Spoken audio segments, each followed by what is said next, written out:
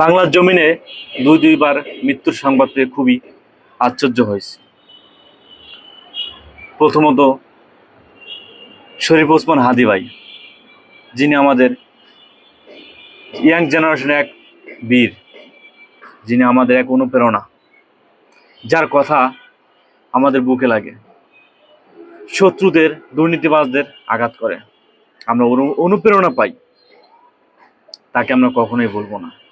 লাখ লাখ মানুষ তার জানাজায় ভিড় হয়েছে, তাকে ভালোবাসে বলে তার কথাগুলো আজও কানে বাজে। তিনি ছিলেন সত্যের প্রতীক, অন্যায়ের প্রতিঘাতক। তাকে আমরা আজীবন স্মরণ করব, আল্লাহর কাছে দোয়া করি তাকে যারা হত্যা করছে, তাকে যারা গুলিবিদ্ধ করছে, তাদের জন্য এরকম অবস্থা হয়। এই বাংলাদেশ যদি তাদের বিচার না করতে পারে, আল্লাহর কাছে দোয়া করব যেন তারা এরকম অবস্থায় পড়ে মৃত্যুবরণ করে। দ্বিতীয়ত বেগম খালেদা জিয়া, জনকল্যাণময়ী মহিষী এক নারী, তিনবারের সাবেক প্রধানমন্ত্রী, যার কথা না বললেই নয়।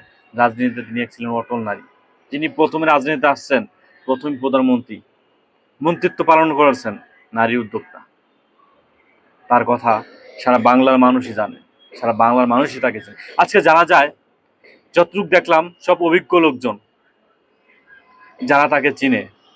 আমরা ইয়াং জেনারেশন, আমরা হয়তো তার সম্পর্কে সবকিছু জানি না, যারা জানে তাদের কাছে দেখতে পাচ্ছি লাখো লাখো মানুষ ভালোবাসা টানে ছুটে আসছে তার জানাজার শরীক হবে বলে।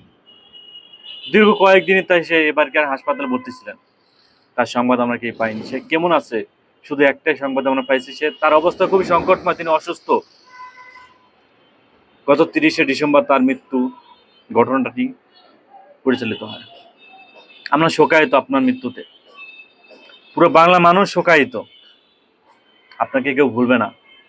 আপনার জন্য দোয়া রইল। আশা করি আল্লাহ আপনাকে জান্নাতবাসী করবে। আমরা আপনাকে মনে রাখবো চিরজীবন। সেলুট আপনাদের।